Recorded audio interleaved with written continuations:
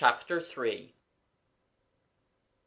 Those of my readers who have gone about much with an invisible companion will not need to be told how awkward the whole business is. For one thing, however much you may have been convinced that your companion is invisible, you will, I feel sure, have found yourself every now and then saying, "This must be a dream," or "I know I shall wake up in half a sec."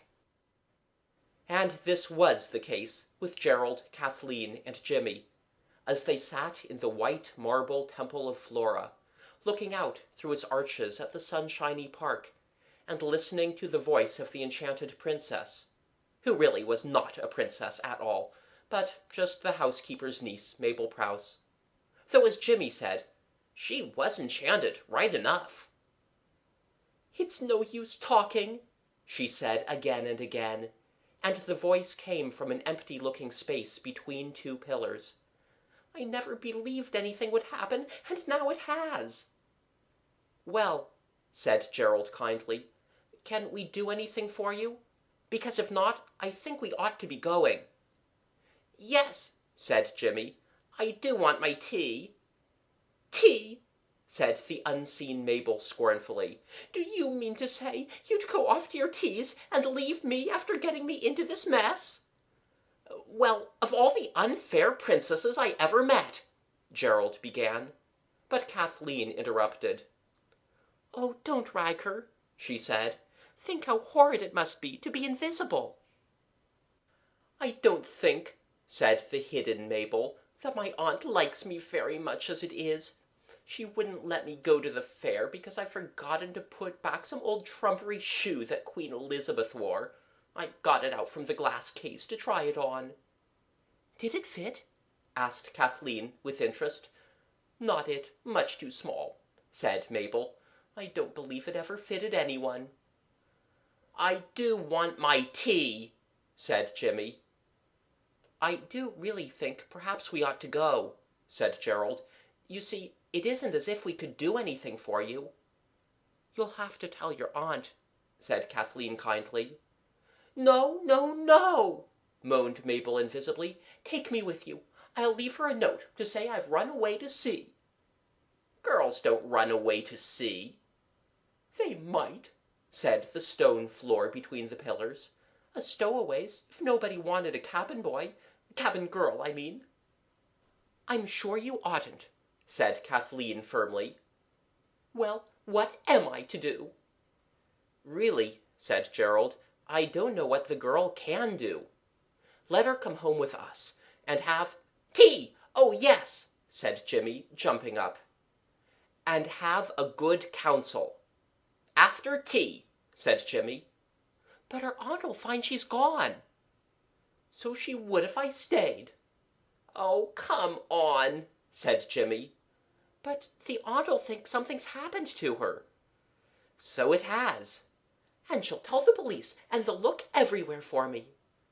"They'll never find you," said Gerald. "Talk of impenetrable disguises." "I'm sure," said Mabel, "Aunt would much rather never see me again than see me like this. She'd never get over it. It might kill her. She has spasms as it is. I'll write to her, and we'll put it in the big letter box at the gate as we go out. Has anyone got a bit of pencil and a scrap of paper?" Gerald had a notebook, with leaves of the shiny kind which you have to write on, not with a black lead pencil, but with an ivory thing with a point of real lead. And it won't write on any other paper except the kind that is in the book, and this is often very annoying when you are in a hurry.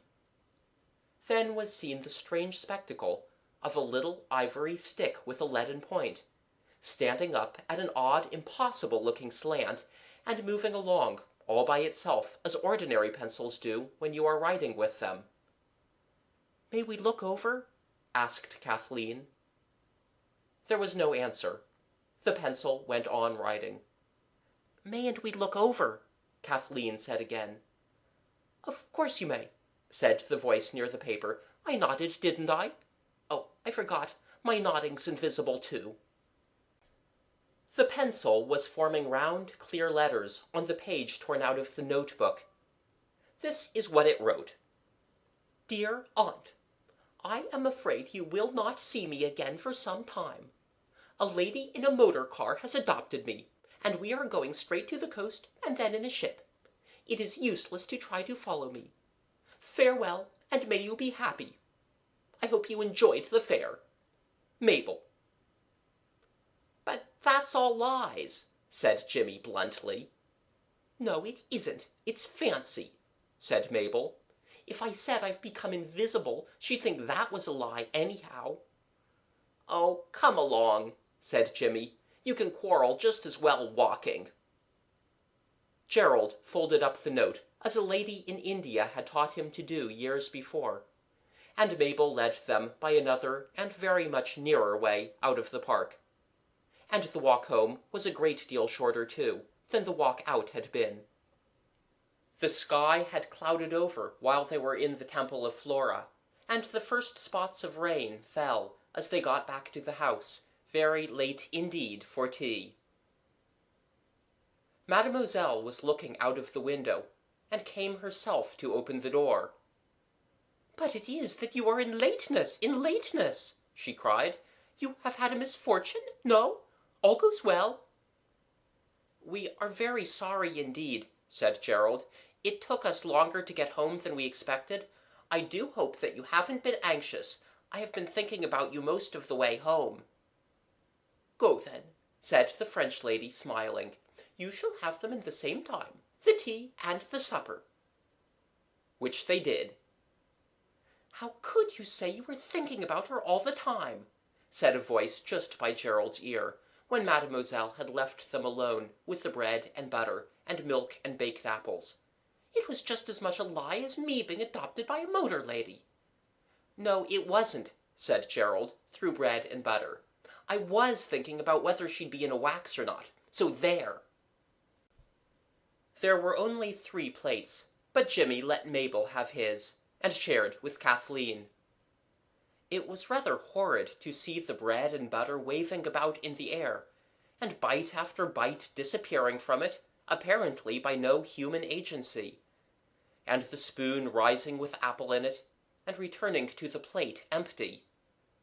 Even the tip of the spoon disappeared as long as it was in Mabel's unseen mouth, so that at times it looked as though its bowl had been broken off.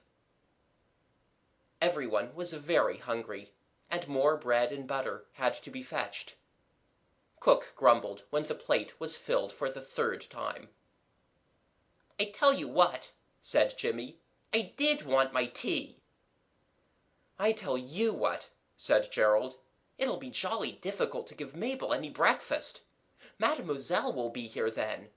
She'd have a fit if she saw bits of fork with bacon on them vanishing, and then the forks coming back out of vanishment, and the bacon lost forever." "We shall have to buy things to eat, and feed our poor captive in secret," said Kathleen. "Our money won't last long," said Jimmy in gloom. "Have you got any money?" He turned to where a mug of milk was suspended in the air without visible means of support. "I've not got much money," was the reply from near the milk, "but I've got heaps of ideas." "We must talk about everything in the morning," said Kathleen.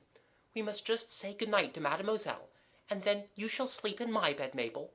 I'll lend you one of my nightgowns." "I'll get my own tomorrow," said Mabel cheerfully. "You'll go back to get things?" "Why not? Nobody can see me. I think I begin to see all sorts of amusing things coming along. It's not half bad being invisible." It was extremely odd, Kathleen thought, to see the princess's clothes coming out of nothing. First the gauzy veil appeared, hanging in the air. Then the sparkling coronet suddenly showed on the top of the chest of drawers. Then a sleeve of the pinky gown showed, then another, and then the whole gown lay on the floor in a glistening ring as the unseen legs of Mabel stepped out of it. For each article of clothing became visible as Mabel took it off. The nightgown, lifted from the bed, disappeared a bit at a time. "Get into bed?" said Kathleen rather nervously. The bed creaked, and a hollow appeared in the pillow. Kathleen put out the gas and got into bed. All this magic had been rather upsetting, and she was just the least bit frightened. But in the dark she found it was not so bad. Mabel's arms went round her neck the moment she got into bed, and the two little girls kissed in the kind darkness, where the visible and the invisible could meet on equal terms. "Good night," said Mabel. "You're a darling, Kathy. You've been most awfully good to me, and I shan't forget it. I didn't like to say so before the boys, because I know boys think you're a muff if you're grateful. But I am. Good night." Kathleen lay awake for some time. She was just getting sleepy when she remembered that the maid who would call them in the morning would see those wonderful princess clothes. "I'll have to get up and hide them," she said. "What a bother." And as she lay thinking what a bother it was, she happened to fall asleep, and when she woke again it was bright morning, and Eliza was standing in front of the chair where Mabel's clothes lay, gazing at the pink princess frock that lay on the top of her heap, and saying, "Law!" "Oh, don't touch, please!" Kathleen leaped out of bed as Eliza was reaching out her hand. "Where on earth did you get hold of that?" "We're going to use it for acting," said Kathleen, on the desperate inspiration of the moment. "It's lent me for that." "You might show me, miss," suggested Eliza. "Oh, please not," said Kathleen, standing in front of the chair in her nightgown. "You shall see us act when we are dressed up. There, and you won't tell anyone, will you?" "Not if you're a good little girl," said Eliza. "But you be sure to let me see when you do dress up. But where—" Here a bell rang, and Eliza had to go, for it was the postman, and she particularly wanted to see him. "And now," said Kathleen, pulling on her first stocking, "we shall have to do the acting. Everything seems very difficult." "Acting isn't," said Mabel, and an unsupported stocking waved in the air, and quickly vanished. "I shall love it." "You forget," said Kathleen gently. "Invisible actresses can't take part in plays unless they're magic ones." "Oh," cried a voice from under a petticoat that hung in the air, "I've got such an idea."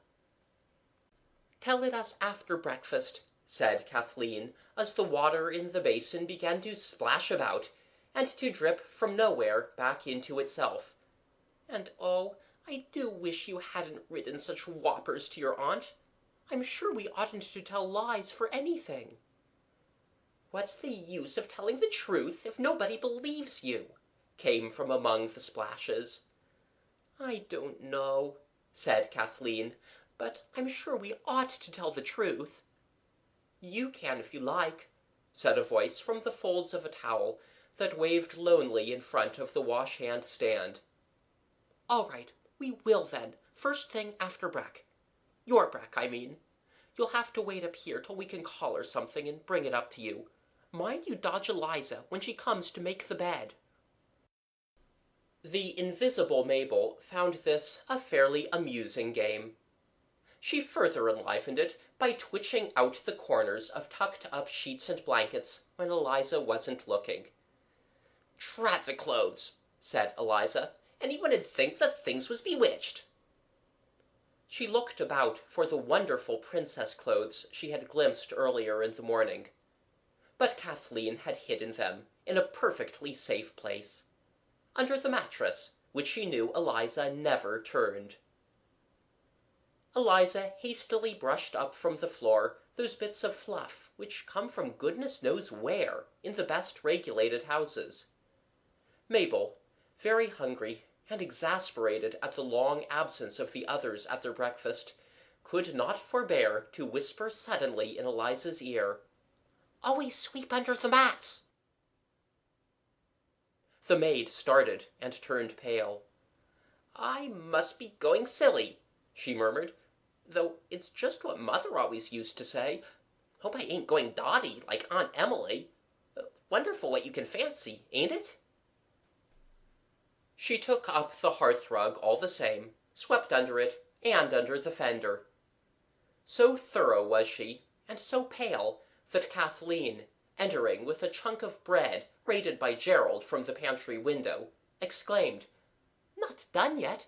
I say, Eliza, you do look ill. What's the matter?" "I thought I'd give the room a good turn-out," said Eliza, still very pale. "Nothing's happened to upset you?" Kathleen asked. She had her own private fears. "Nothing, only my fancy, miss," said Eliza. "I always was fanciful from a child, dreaming of the pearly gates and them little angels with nothing on, only their heads and wings. So cheap to dress, I always think, compared with children." When she was got rid of, Mabel ate the bread, and drank water from the tooth-mug. "I'm afraid it tastes of cherry toothpaste rather," said Kathleen apologetically. "It doesn't matter," a voice replied from the tilted mug. "It's more interesting than water. I should think red wine and ballads was rather like this." "We've got leave for the day again," said Kathleen, when the last bit of bread had vanished, "and Gerald feels like I do about lies, so we're going to tell your aunt where you really are." "She won't believe you." "That doesn't matter, if we speak the truth," said Kathleen primly. "I expect you'll be sorry for it," said Mabel, "but come on. And I say, do be careful not to shut me in the door as you go out. You nearly did just now." In the blazing sunlight that flooded the High Street, 4 shadows to 3 children seemed dangerously noticeable. A butcher's boy looked far too earnestly at the extra shadow, and his big liver-colored lurcher snuffed at the legs of that shadow's mistress, and whined uncomfortably. "Get behind me," said Kathleen, "then our 2 shadows will look like one." But Mabel's shadow, very visible, fell on Kathleen's back, and the ostler of the Davenant Arms looked up to see what big bird had cast that big shadow. A woman, driving a cart with chickens and ducks in it, called out, "Halloa, missy, ain't you black your back, neither? What you been leaning up against?" Everyone was glad when they got out of the town. Speaking the truth to Mabel's aunt did not turn out at all as anyone, even Mabel, expected. The aunt was discovered reading a pink novelette at the window of the housekeeper's room, which, framed in clematis and green creepers, looked out on a nice little courtyard, to which Mabel led the party. "Excuse me," said Gerald, "but I believe you've lost your niece?" "Not lost, my boy," said the aunt, who was spare and tall, with a drab fringe and a very genteel voice. "We could tell you something about her," said Gerald. "Now," replied the aunt in a warning voice, "no complaints, please. My niece has gone, and I am sure no one thinks less than I do of her little pranks. If she's played any tricks on you, it's only her light-hearted way. Go away, children, I'm busy." "Did you get her note?" asked Kathleen. The aunt showed rather more interest than before, but she still kept her finger in the novelette. "Oh," she said, "so you witnessed her departure. Did she seem glad to go?" "Quite," said Gerald truthfully. "Then I can only be glad that she is provided for," said the aunt. "I dare say you were surprised. These romantic adventures do occur in our family. Lord Yalding selected me out of 11 applicants for the post of housekeeper here. I've not the slightest doubt the child was changed at birth, and her rich relatives have claimed her." "But aren't you going to do anything? Tell the police, or—" "Shh!" said Mabel. "I won't shh!" said Jimmy. "Your Mabel's invisible, that's all it is. She's just beside me now." "I detest untruthfulness," said the aunt severely, "in all its forms. Will you kindly take that little boy away? I am quite satisfied about Mabel." "Well," said Gerald, "you are an aunt, and no mistake. But what will Mabel's father and mother say?" "Mabel's father and mother are dead, said the aunt calmly, and a little sob sounded close to Gerald's ear. "All right," he said, "we'll be off. But don't you go saying we didn't tell you the truth, that's all." "You have told me nothing," said the aunt. "None of you except that little boy, who has told me a silly falsehood." "We meant well," said Gerald gently. "You don't mind our having come through the grounds, do you? We're very careful not to touch anything." "No visitors are allowed," said the aunt, glancing down at her novel rather impatiently. "Ah, but you wouldn't count us visitors," said Gerald in his best manner. "We're friends of Mabel's. Our father's colonel of the th." "Indeed," said the aunt. "And our aunt's Lady Sandling, so you can be sure we wouldn't hurt anything on the estate." "I'm sure you wouldn't hurt a fly," said the aunt absently. "Good-bye. Be good children." And on this they got away quickly. "Why," said Gerald, when they were outside the little court, "your aunt's as mad as a hatter. Fancy not caring what becomes of you, and fancy believing that rot about the motor lady." "I knew she'd believe it when I wrote it," said Mabel modestly. "She's not mad, only she's always reading novelettes. I read the books in the big library. Oh, it's such a jolly room. Such a queer smell, like boots, and old leather books, sort of powdery at the edges. I'll take you there some day. Now, your consciences are all right about my aunt. I'll tell you my great idea. Let's get down to the Temple of Flora. I'm glad you got aunt's permission for the grounds. It would be so awkward for you to have to be always dodging behind bushes when one of the gardeners came along." "Yes," said Gerald modestly, "I thought of that."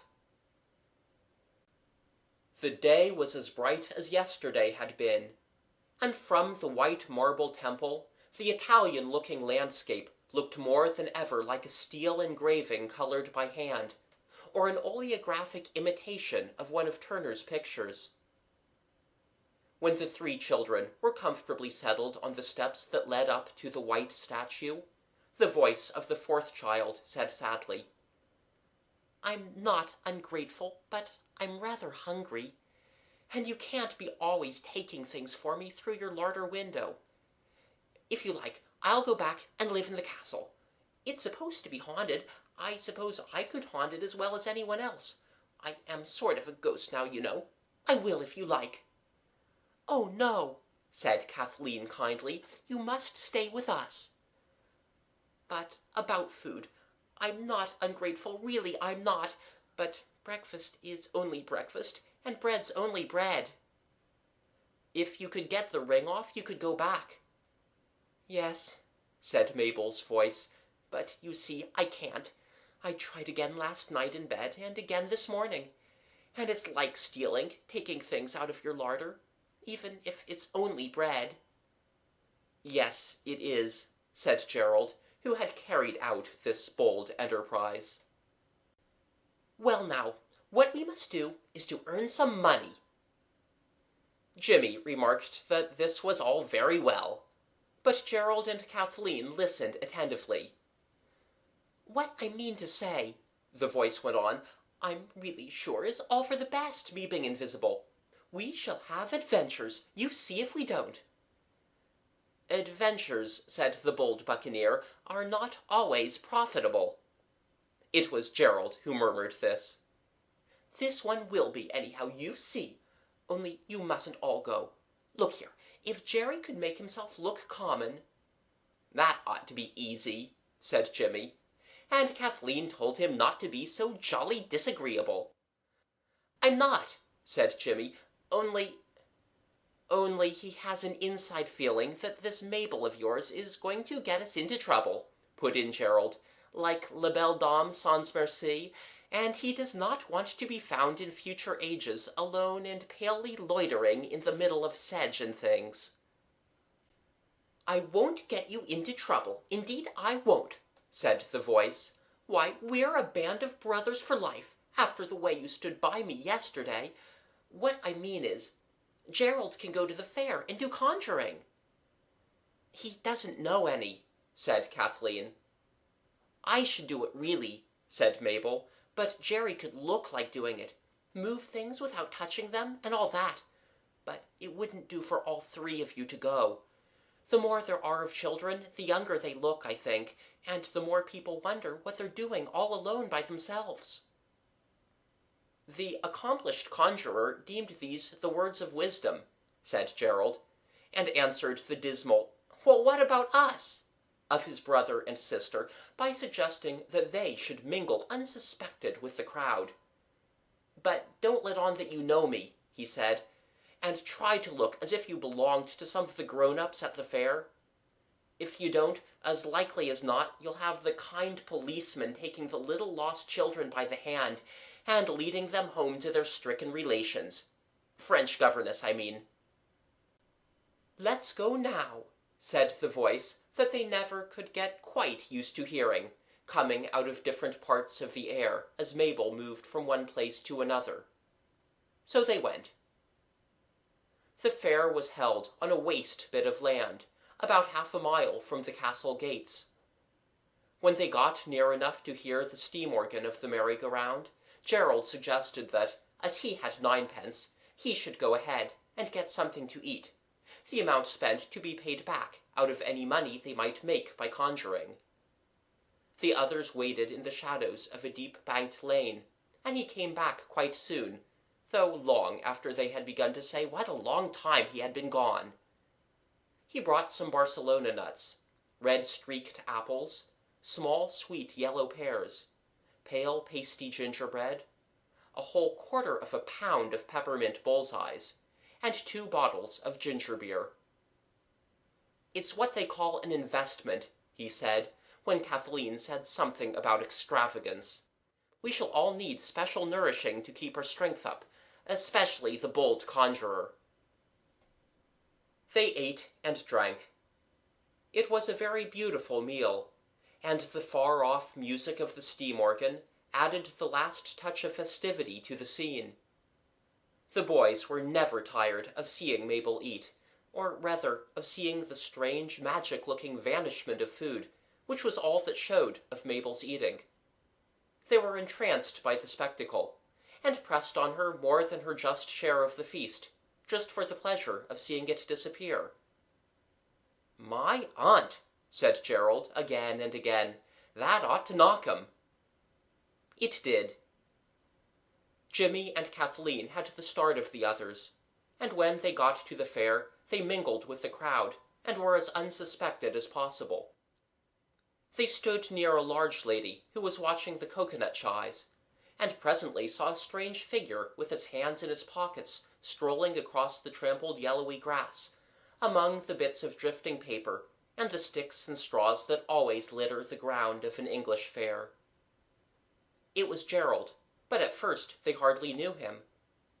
He had taken off his tie, and round his head, arranged like a turban, was the crimson school scarf that had supported his white flannels. The tie, one supposed, had taken on the duties of the handkerchief. And his face and hands were a bright black, like very nicely polished stoves. Everyone turned to look at him. "He's just like a conjurer," whispered Jimmy. "I don't suppose it'll ever come off, do you?" They followed him at a distance, and when he went close to the door of a small tent, against whose doorpost a long-faced melancholy woman was lounging, they stopped, and tried to look as though they belonged to a farmer who strove to send up a number by banging with a big mallet on a wooden block. Gerald went up to the woman. "Taken much?" he asked, and was told, but not harshly, to go away with his impudence. "I'm in business myself," said Gerald. "I'm a conjurer from India." "Not you," said the woman. "You ain't no conjurer. Why, the backs of your ears is all white." "Are they?" said Gerald. "How clever of you to see that." He rubbed them with his hands. "That better?" "That's all right. What's your little game?" "Conjuring, really and truly," said Gerald. "There's smaller boys than me put on to it in India. Look here, I owe you one for telling me about my ears. If you like to run the show for me, I'll go shares. Let me have your tent to perform in, and you do the patter at the door." "Lord love you, I can't do no patter. And you're getting at me. Let's see you do a bit of conjuring, since you're so clever and all." "Right you are," said Gerald firmly. "You see this apple? Well, I'll make it move slowly through the air, and then when I say go, it'll vanish." "Yes, into your mouth. Get away with your nonsense." "You're too clever to be so unbelieving," said Gerald. "Look here." He held out one of the little apples, and the woman saw it move slowly and unsupported along the air. "Now, go!" cried Gerald to the apple, and it went. "How's that?" he asked in tones of triumph. The woman was glowing with excitement, and her eyes shone. "The best I ever see," she whispered. "I'm on, mate, if you know any more tricks like that." "Heaps," said Gerald confidently. "Hold out your hand." The woman held it out, and from nowhere, as it seemed, the apple appeared, and was laid on her hand. The apple was rather damp. She looked at it a moment, and then whispered, "Come on. There's to be no one in it but just us two. But not in the tent. You take a pitch here, 'longside the tent. It's worth twice the money in the open air." "But people won't pay if they can see it all for nothing." "Not for the first turn, but they will after. You see. And you'll have to do the patter." "Will you lend me your shawl?" Gerald asked. She unpinned it. It was a red and black plaid, and he spread it on the ground, as he had seen Indian conjurers do, and seated himself cross-legged behind it. "I mustn't have anyone behind me, that's all," he said, and the woman hastily screened off a little enclosure for him by hanging old sacks to two of the guy ropes of the tent. "Now I'm ready," he said. The woman got a drum from the inside of the tent and beat it. Quite soon a little crowd had collected. "Ladies and gentlemen," said Gerald, "I come from India, and I can do a conjuring entertainment the like of which you've never seen. When I see 2 shillings on the shawl, I'll begin." "I dare say you will," said a bystander, and there were several short, disagreeable laughs.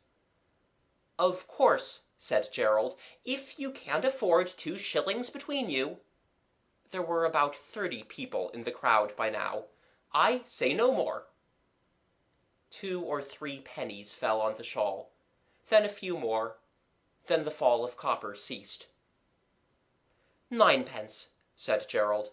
"Well, I've got a generous nature. You'll get such a 9-penny worth as you've never had before.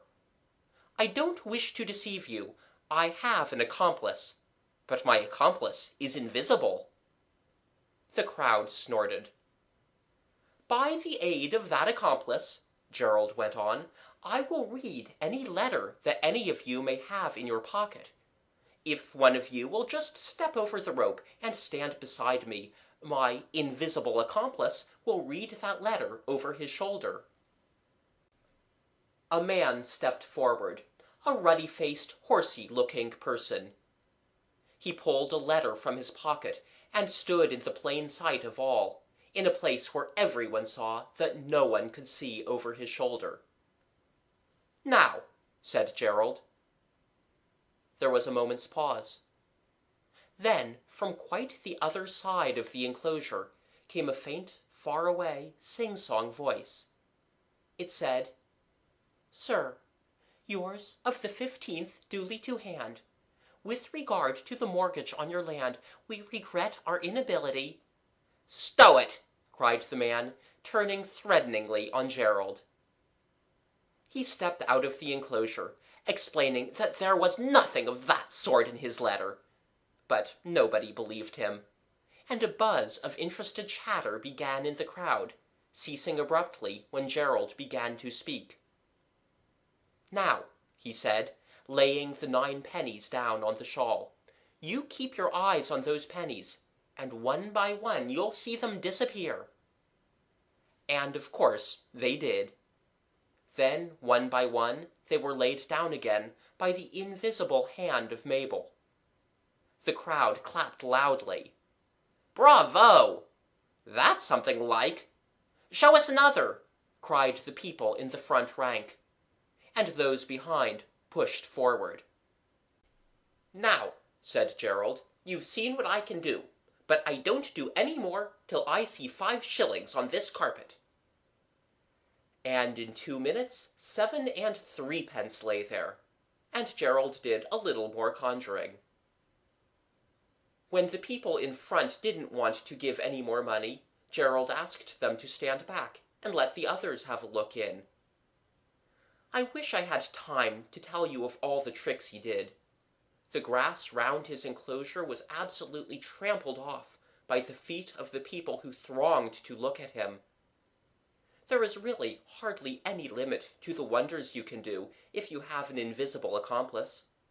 All sorts of things were made to move about, apparently by themselves, and even to vanish into the folds of Mabel's clothing. The woman stood by, looking more and more pleasant as she saw the money come tumbling in, and beating her shabby drum every time Gerald stopped conjuring. The news of the conjurer had spread all over the fair. The crowd was frantic with admiration. The man who ran the coconut shies begged Gerald to throw in his lot with him. The owner of the rifle gallery offered him free board and lodging and go shares. And a brisk broad lady, in stiff black silk and a violet bonnet, tried to engage him for the forthcoming Bazaar for Reformed Bandsmen. And all this time the others mingled with the crowd, quite unobserved, for who could have eyes for anyone but Gerald? It was getting quite late, long past tea time, and Gerald, who was getting very tired indeed, and was quite satisfied with his share of the money, was racking his brains for a way to get out of it. "How are we to hook it?" he murmured, as Mabel made his cap disappear from his head, by the simple process of taking it off and putting it in her pocket. "They'll never let us get away. I didn't think of that before." "Let me think," whispered Mabel. And next moment she said, close to his ear, "Divide the money and give her something for the shawl. Put the money on it and say—" She told him what to say. Gerald's pitch was in the shade of the tent. Otherwise, of course, everyone would have seen the shadow of the invisible Mabel as she moved about making things vanish. Gerald told the woman to divide the money, which she did honestly enough. "Now," he said, while the impatient crowd pressed closer and closer, "I'll give you 5 bob for your shawl." 7 and 6, said the woman mechanically. "Righto," said Gerald, putting his heavy share of the money in his trouser pocket. "This shawl will now disappear," he said, picking it up. He handed it to Mabel, who put it on, and of course it disappeared. A roar of applause went up from the audience. "Now," he said, "I come to the last trick of all. I shall take 3 steps backward and vanish." He took 3 steps backwards. Mabel wrapped the invisible shawl round him, and he did not vanish. The shawl, being invisible, did not conceal him in the least.